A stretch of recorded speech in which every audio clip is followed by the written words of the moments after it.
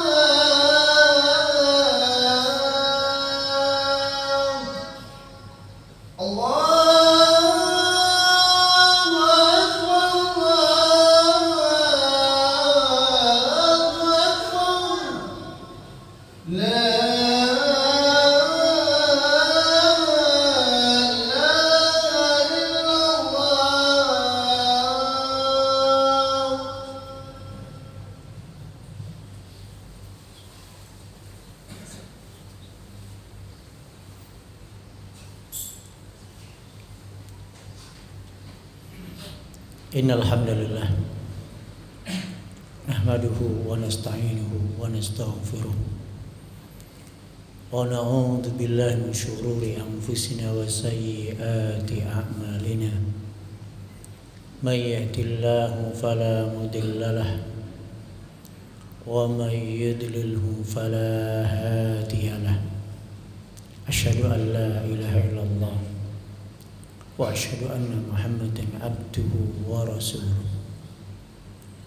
Qala Allah Ta'ala fil Qur'anil Azim, ya ayyuhan nas ittaqu rabbakum alladzi khalaqakum min nafsin wahidah wa khalaqa minha zawjaha wa batha minhuma rijalan katsiran wa nisaa.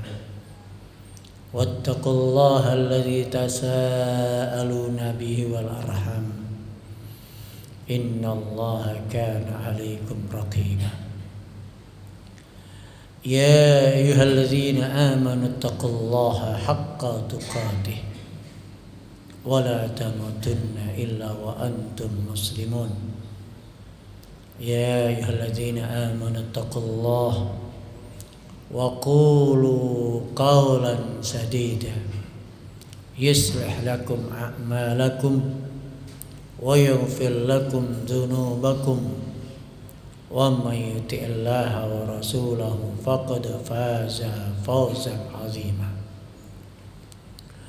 وبعد فإن أصدق الحديث كتاب الله وخير الهدي هدي محمد صلى الله عليه وسلم وشر الأمور محدثاتها فإن كل محدثة بدعة وكل بدعة ضلالة وكل ضلالة في النار. Ma'asyiral muslimin jamaah salat Jumat rahimakumullah.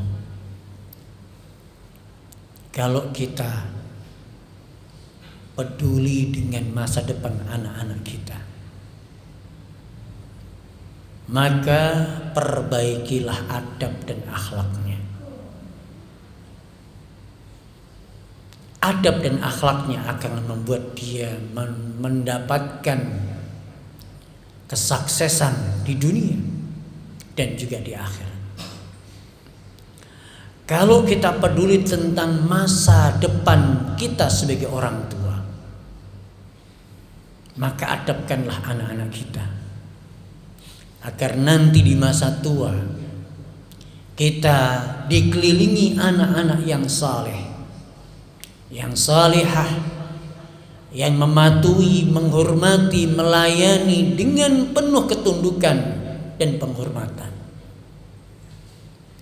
Dan inilah inti daripada pendidikan. Inti dari pendidikan adalah adab akhlak. Al-Imam Ibnul Qayyim Al-Jauziyah mengatakan dalam kitabnya Madarijus Salikin, adabul mar'i unwanu sa'adatihi wa falaqihi. Adab seseorang itu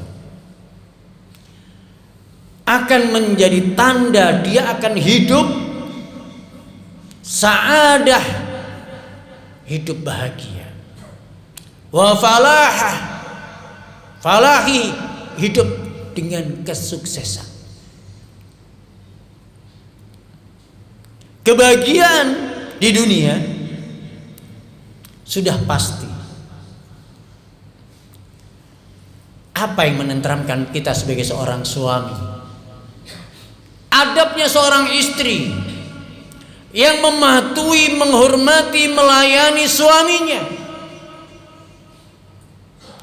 Apa yang menenteramkan dan membuat bahagianya seorang istri?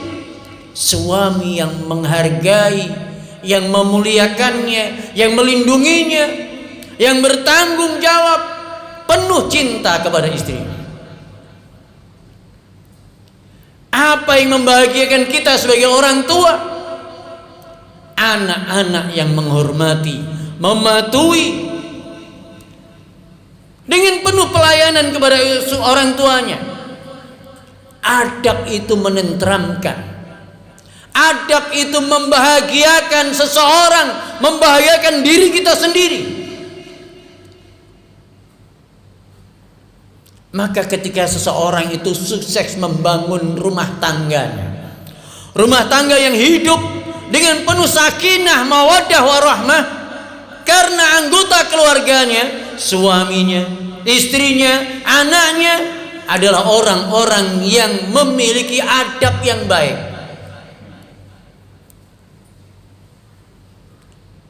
Mustahil keluarga itu sakinah, mawaddah, warahmah kalau anggota keluarganya orang-orang yang tidak beradab.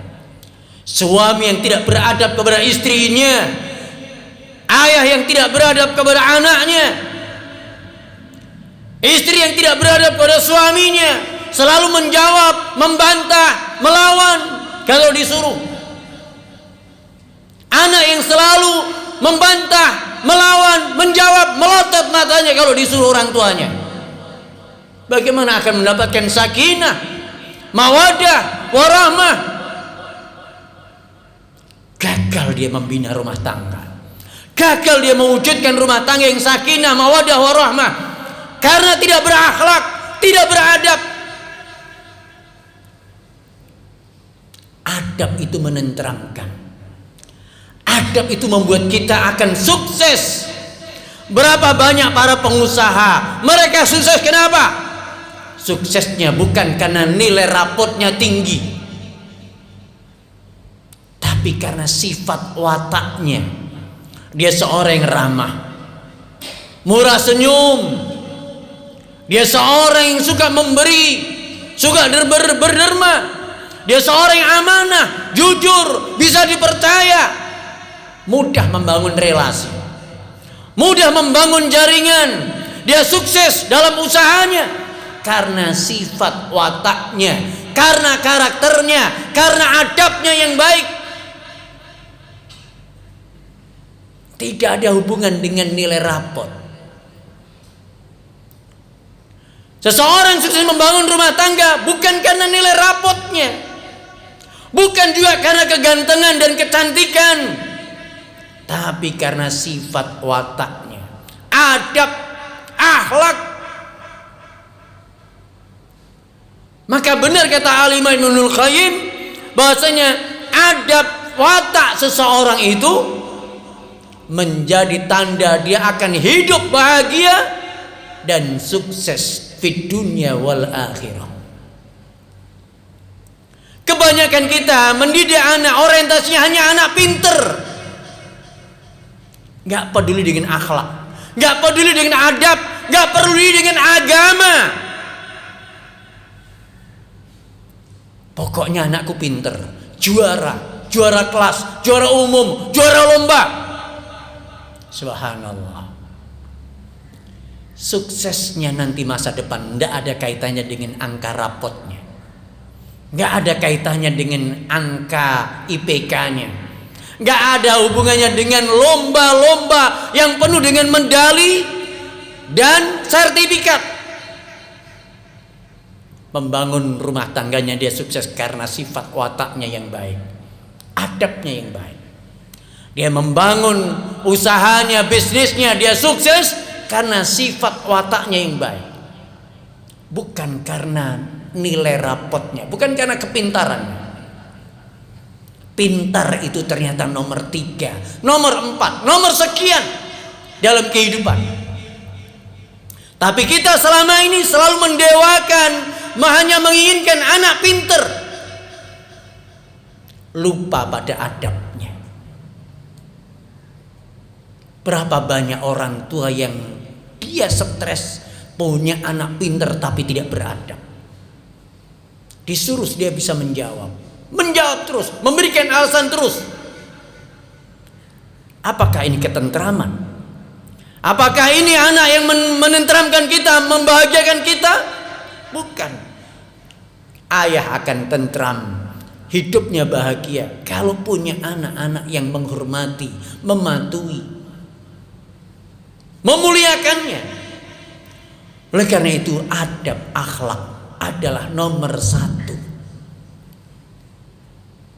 Kalau pinter, Masya Allah, untuk menjadi anak pinter, pinter komputer, pinter bahasa Inggris, pinter matematika, pinter bahasa asing, semua ada kursusnya.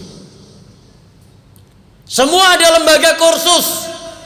Bahkan menjadi pengusaha ada kursusnya, kursus jadi pengusaha. Bisa digesa setahun, 2 tahun, 3 tahun, paling banyak 4 tahun sudah ahli di bidang itu. Tapi akhlak, apakah ada kursus akhlak? Anak kok akhlaknya rusak, Pak Ustadz? Di mana ada kursus akhlak? Di mana ada bengkel akhlak? Nggak ada. Nggak ada bengkel akhlak, nggak ada kursus akhlak. Akhlak, adab hanya didapatkan dengan membiasakan kesehariannya. Bagaimana kita mendampingi anak, Bagaimana kita bergaul dengan anak, bagaimana kedekatan kita dengan anak, bagaimana cinta kita kepada anak tanpa syarat, akan membuahkan adab. Banyak orang hanya mendewakan pinternya saja. Semua diukur dengan pinternya. Masya Allah, akhlaknya nggak dipedulikan. Hari ini banyak orang tua stres karena perilaku anaknya yang buruk, adabnya yang buruk, yang nggak punya adab. Karena memang orientasinya hanya sekedar pinter, pinter bahasa Inggris, pinter matematika, pinter bahasa asing, pinter komputer. Ini bisa didapatkan dalam waktu yang singkat. Ada lembaga kursus tapi akhlak tidak ada. Akan kecewa berat, akan menyesal dengan penuh penyesalan kalau kita punya anak tidak berakhlak. Berapa biaya yang sudah kita keluarkan untuk sekolahnya, dari mulai TK sampai sekarang. Apa buahnya kalau akhlaknya nggak baik? Apa artinya semua pengorbanan itu?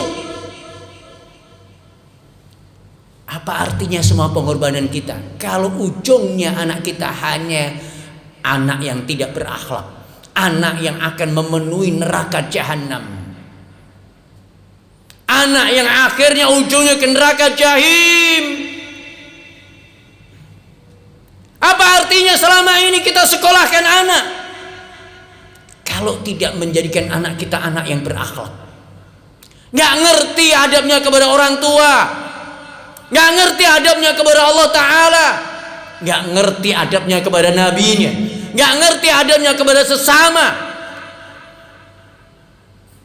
Rusak akhlak. Kita sendiri yang menyesal.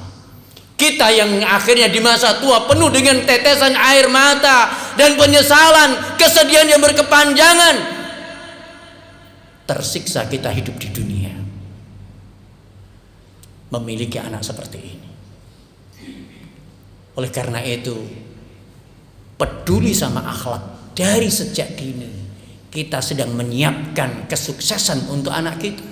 Kita sedang menyiapkan kebahagiaan masa tua kita dan kebahagiaan anak-anak kita. Aku qouli hadza wa astaghfirullah lakum innahu huwal ghafurur rahim.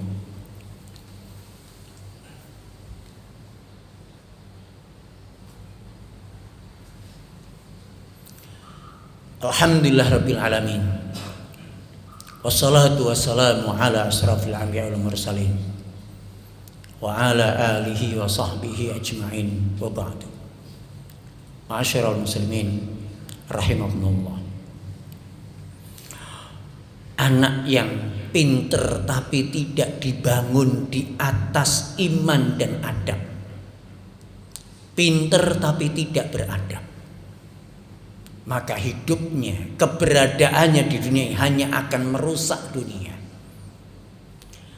Kalau dia jadi pejabat, pejabat ini akan merusak negara. Berapa banyak para pejabat yang ditangkap KPK memenuhi penjara, anggota DPR, menterinya, bupatinya, Masya Allah, wali kotanya, semuanya orang-orang pinter tapi dijebloskan ke penjara, ngerusak negara. Hanya pinter saja tapi kurang akhlak.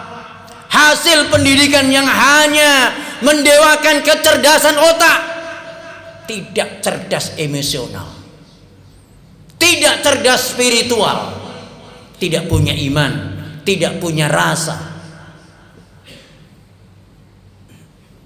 merusak dunia. Orang-orang yang pintar IT nggak punya iman, dia akhirnya membuat industri pornografi, ngerusak. Isi otaknya hanya uang, uang yang penting aku kaya, nggak peduli dengan rusaknya manusia. Pinter tidak beradab hanya mengundang kerusakan, merusak dunia. Dan apakah ini keinginan anak kita? Apakah ini kita yang kita inginkan? Anak kita hanya sekedar pinter, pinternya merusak, Kalau tidak ada iman, tidak ada akhlak. Maka pondasinya adalah iman dan adab. Baru pinterkan. Adabkan dulu anak kita. Akhlakkan dulu anak kita.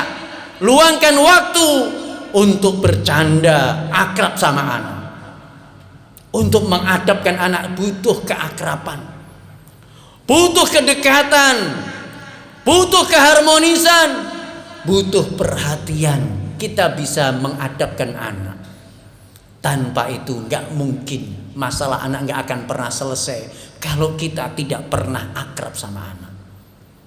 Maka luangkan waktu, wahai para ayah.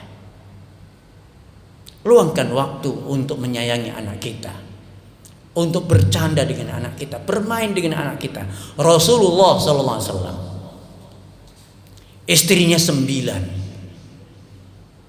mengatur umat, kesibukannya luar biasa. Ada waktu bercanda dengan cucunya. Rasulullah menjadi kudanya, Hasan dan Husain ada di punggungnya. Rasulullah mengatakan, sebaik-baik penunggang kuda adalah engkau berdua. Sebaik-baik tunggangan adalah tungganganmu. Maknanya adalah beliau. Itu Rasulullah SAW. Hari ini banyak ayah, para ayah yang mengatakan, sibuk Pak Ustadz, gak ada waktu. Anak kita akan dididik sama lingkungan. Anak kita akan dididik sama teman-temannya. Hanya meniru latah, meniru yang salah. Karena kita hanya asik dengan kerjaan kita. Kita asik dengan karir kita. Kita asik dengan hobi kita. Weekend, bila nggak ada waktu, begitu weekend mancing, main sepeda, anak nggak diperhatikan. Beginikah kita peduli sama akhlaknya anak? Beginikah ayah yang peduli dengan pendidikan anak? Tidak. Luangkan waktu dengan anak. Wallahi, sayangnya saya kepada antum semuanya di masa tua antum adalah luangkan waktu dari sekarang untuk anak-anak kita. Agar nanti anak kita punya memori yang baik di masa tua kita nanti. Mereka mau melayani, menghormati, mematuhi, melayani dengan tulus. Karena kita adalah ayah yang peduli sama mereka. Semoga yang sedikit bermanfaat untuk kita semuanya. Innallaha wa malaikatahu yusholluna 'alan nabi. Ya ayyuhalladzina amanu sallu alaihi wa sallimu taslima. Allahumma salli ala Muhammad wa ala ali Muhammad kama sallaita ala Ibrahim wa ala ali Ibrahim wa barik ala Muhammad wa ala ali Muhammad kama barakta ala Ibrahim wa ala ali Ibrahim innaka Hamidum Majid. Allahumma ighfir lil mu'minina wal mu'minat wal muslimina wal muslimat al ahya'i min wal amwat innaka sami'un qaribun mujibud da'wat wa ya qadil hajat. Rabbana dhalamna anfusana wa illam taghfir lana wa tarhamna lanakunanna minal khasirin. Rabbana dhalamna anfusana wa illam taghfir lana wa tarhamna lanakunanna minal khasirin. Rabbana dhalamna anfusana wa illam taghfir lana wa tarhamna lanakunanna minal khasirin. Rabbana hab lana min azwajina wa dhurriyyatina qurrata a'yun waj'alna lil muttaqina imama. Rabbana hab lana min azwajina wa dhurriyyatina qurrata a'yun waj'alna lil muttaqina imama. Rabbana hab lana min azwajina wa dhurriyyatina qurrata a'yun waj'alna lil muttaqina imama. Rabbana atina fid dunya hasanah wa fil akhirati hasanah wa qina adzabannar. Wa sallallahu ala Muhammadin wa akhiru da'wana anil hamdulillahi rabbil alamin. Qimis.